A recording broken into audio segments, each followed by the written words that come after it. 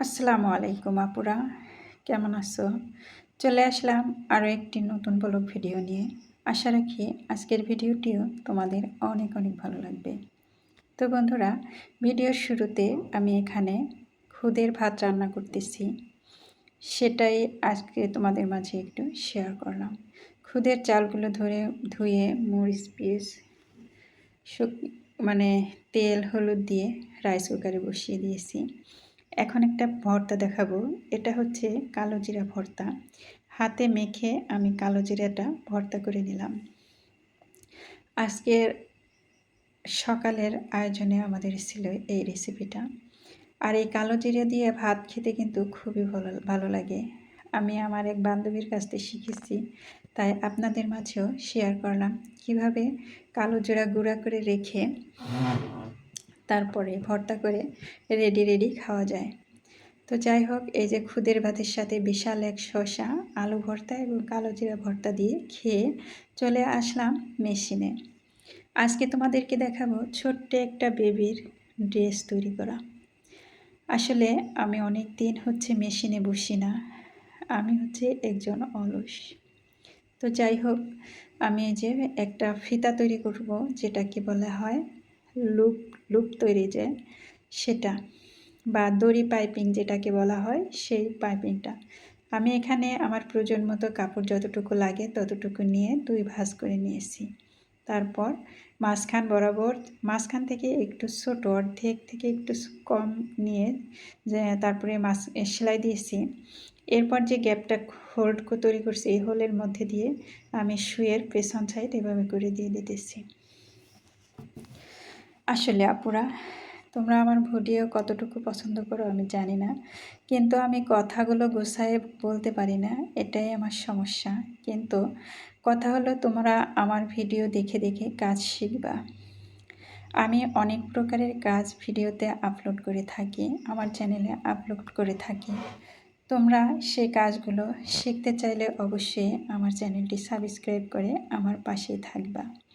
এই যে দেখো, আমি দেখতে দেখতে কতগুলো পাইপিং তৈরি করে নিয়েছি।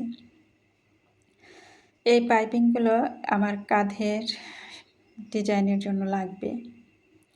তো আপুরা, আর একটা কথা না বললেই নয়, তোমরা যারা নতুন এখনও আমার চ্যানেলটি সাবস্ক্রাইব করোনি, প্লিজ সাবস্ক্রাইব করে পাশে থাকা বেল আইকনটি বাজিয়ে দিও, যাতে নতুন নতুন ভিডিও আপলোড করার সাথে সাথে তোমাদের হাতে পৌঁছে যায়। আর যারা আমার পরিবারে যুক্ত হয়েছে তাদেরকে অসংখ্য ধন্যবাদ। আরেকটা কথা, আমার ভিডিও দেখলে আমার চ্যানেলটি সাবস্ক্রাইব করলে তোমরা সেলাই মেশিনের কাজ, টুকিটাকি কাটিং সেলাই, ব্লক পেইন্টের কাজ এবং হাতের সুই সুতার যাবতীয় কাজ তোমরা শিখতে পারবে। এমনকি কুশি কাটার কাজও শিখতে পারো।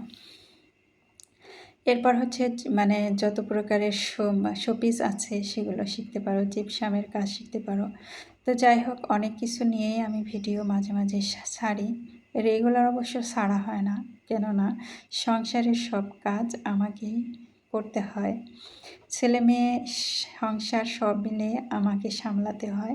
সব কিছু সামলিয়ে তারপরে তোমাদের জন্য আমি ভিডিও তৈরি করি। আসলে যারা একা সংসারে আছো তারাই জানো যে সারাদিনের ব্যস্ততার মাঝে কত কষ্ট করে একটুখানি ভিডিও তোমাদের মাঝে উপস্থাপন তোমাদের মাঝে শেয়ার করি আর কি।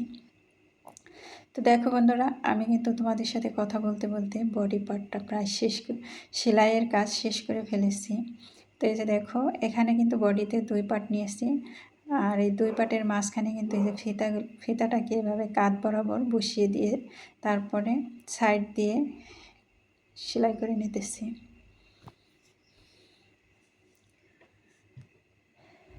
আমি আসলে বেশি কথা বলতে পারি না, আর কথা বললে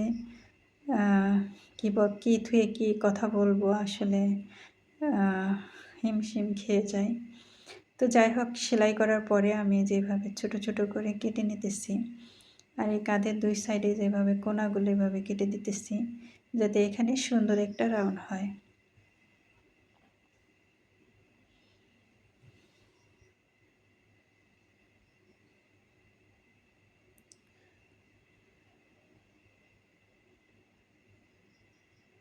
এখন আমি এই বডি পার্টটাকে উল্টে নিতেছি, ফিতা ধরে টান দিতেই দেখো সুন্দর সোজা পাশে চলে আসছে। এখন ভালো করে এই মুড়িগুলো আঙ্গুল দিয়ে বসিয়ে দিতে হবে, ঘষে ঘষে, কোথাও জানি আনফিনিশিং না থাকে, তাই চেষ্টা করবা আঙ্গুল দিয়ে ঘষে ঘষে ফিনিশিং করে দিতে। আর যদি পারো এই কাপড়টাকে আয়রন করে নিতে পারো। তো আমি হচ্ছে অলস মানুষ, আমি কিন্তু আয়রনের ধারের কাছে যাইতে চাই না। একবার যে কাজ করব সেই কাজটা বসে বসে জায়গায় বসে বসে করার চেষ্টা করি, এজন্য নখ দিয়ে ঘষে ঘষে নিলাম। এখন আমি এখানে একটা চাপ সেলাই করে নিচ্ছি। আর বর্তমানে কিন্তু এই ফ্রকটা কিন্তু অনেক ভাইরাল। তো আমার এক কাস্টমার আপু আমাকে তার মেয়ের জন্য এই ফ্রকটা তৈরি করতে দিয়েছেন। আর অনেক মানে ড্রেসটির হাতে পেয়ে অনেক প্রশংসা করছে, আমাকে জড়াই ধরে বলছে আপু তোমাকে ধন্যবাদ, তুমি অনেক সুন্দর, আর কি পছন্দ হয়েছে তার মেয়ের জন্য। তো যাই হোক, এরকম সুন্দর সুন্দর ড্রেস বা যে কোনো জিনিস আমি চেষ্টা করি সুন্দর করে তৈরি করার। যে জিনিসটা আমার পছন্দ হবে না সেই জিনিসটা আমি কাউকে দেব না। আর যদি কোনো সমস্যা হয়ে থাকে তাহলে তাকে রিকোয়েস্ট করব যে এই সমস্যাটা হয়েছে, আমি অন্য কাপড় কিনে দেই বা অন্য কিছু করি, ম্যানেজ করে দেই আর কি, যতটা সম্ভব। তো যাই হোক, এই যে বডি পার্ট হয়ে গেছে, আমি কিন্তু একটা কমপ্লিট করে নিয়েছি আগে। এখন আমি কুচিগুলো দেব। কুচিগুলোর জন্য ওই যে আমি দুইটা সেট করে নিয়েছি, একটার পর একটা করে। এখন ওই যে দেখো, এই যে 3 নাম্বার পার্টটা যেভাবে করে নেব। যাই হোক, যারা একটু পারো তারা তো বুঝতেই পারছো, আর যারা নতুন তারা কমেন্ট করে জানাবা যে তোমরা কি শিখতে চাও, কোন জিনিসটা কিভাবে শিখতে চাও, আমি ডিটেলসে তোমাদেরকে শিখাবো ইনশাল্লাহ। তোমরা যারা আসলে সব সময় মোবাইল দেখো, আসলে এত ব্যস্ততা হয়ে সারাদিন মোবাইল নিয়ে পড়ে না থেকে কাজ শিখে শিখে তোমরাও ভিডিও আকারে ছাড়তে পারো। এখন এই যে একবারে ফিনিশিং যে নিচের যে পাইপিং মানে সেলাইটা, এই যে আমি দুইটা ভাঁজ করে তারপরে সেলাই করে নিতেছি। এই সেলাইটা যত দূর সম্ভব চিকন পাড়ো দিয়ে নিতে হবে, যত দূর মানে চিকন করে দিলে অনেক সুন্দর লাগে। আর এই দেখো, দুই পাশের বডি আমি জোড়া দিয়ে নিয়েছি অফ ক্যামেরায়। আসলে সম্পূর্ণ সেলাই দেখাতে গেলে ভিডিওটা অনেক বড় হয়ে যায়। আর দেখো কত সুন্দর, কত বিশাল ঘের আলা এই ফ্রকটি তৈরি করা হয়ে গেল। এই যে দেখো, বেবির মা পেয়ে তো ফ্রকটা খুবই খুশি হয়ে গেছে, খুবই খুশি। ভালো লাগলে অবশ্যই কিন্তু লাইক দিয়ে যাবে। এখন আমি সালোয়ার সেলাই করব, সেজন্য আমি সালোয়ারের দুই পাশ এইভাবে চিকন করে একটা ভাঁজ দিয়ে সেলাই করে নিচ্ছি। এভাবে কিন্তু একটা ভাঁজ দিতে হবে, এখানে দুইটা ভাঁজের কোনোই প্রয়োজন নেই। সালোয়ারের নিচে এলাস্টিক হবে, একটু কুচি কুচি ডিজাইন হবে, এটাও আমি সেলাই করে নেব। তো এই যে দেখো, আমি যে এখানে 2 ইঞ্চি কাপড় নিয়ে, এই যে দেখো আমি একটু মেপে দেখাচ্ছি। 2 ইঞ্চি কাপড় এভাবে নিয়ে তারপরে ভাঁজ করে এখানে এলাস্টিক দেব, মাপ অনুযায়ী এলাস্টিক নিচ্ছি। এলাস্টিকটা এই যে ভাঁজের মাঝখানে বসিয়ে দিয়ে এখানে একটা সেলাই দিয়ে নেব। এখানে ব্যাক স্টিক সেলাই দিয়ে নিয়েছি। এখন আমি রাবারটাকে এই পাশ থেকে এই প্রান্ত থেকে ওই প্রান্ত পর্যন্ত টান দিয়ে ধরে নেব। ধরে নিয়ে তারপরে রাবার সহ কাপড়ের ভেতরে সেলাই করতে হবে। যে এখানে কিন্তু 3টা পার্ট, 2 পার্টে কাপড়, মাঝখানে হচ্ছে রাবার। তোমরা দেখে বুঝতে পারতেছো আমি সেলাইটা কিভাবে দিতেছি। তো রাবারটা ধরে কিন্তু এভাবে টেনে টেনে সেলাই দিতে হবে।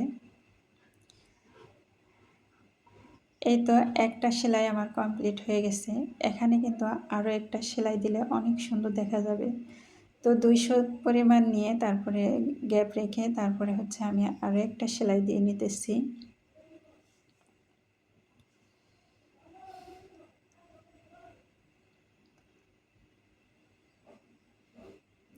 দেখো সেলাইটা হয়ে গেছে, আর কুচিগুলো কি সুন্দর করে ঘুরছে। তোমরা চাইলে এরকম সেলাই দিয়ে হাতাতেও করে নিতে পারো। আর দেখো হাতার মধ্যে কত সুন্দর দেখাচ্ছে, আমার কাছে তো বেশ ভালো লেগেছে। তো এখন এই যে আমি আরও একটা করে নেব।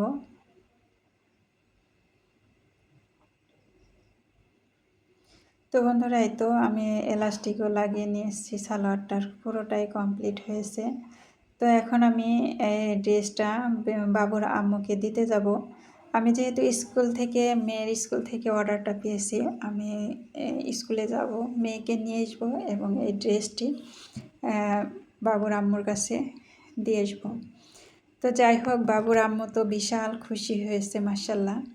তোমরা যদি কেউ এরকম ড্রেস তৈরি করতে চাও বা কেমন ড্রেস তৈরি করতে চাও, আমাকে বললে অবশ্যই আমি শিখে দেওয়ার চেষ্টা করব। সবাই ভিডিওর এ পর্যন্ত যারা এসেছো, এখনও চ্যানেলটিতে লাইক দিতে ভুলে গেছো, প্লিজ একটা লাইক দাও। আর যারা নতুন এখনও চ্যানেলটি সাবস্ক্রাইব করোনি, প্লিজ সাবস্ক্রাইব করে পাশে থাকা বেল আইকনটি বাজিয়ে দাও। আর এই দেখো ড্রেস দুটোর ফাইনাল লুক। সবাই অনেক বেশি ভালো থাকবে। আজ এ পর্যন্তই। আল্লাহ হাফেজ।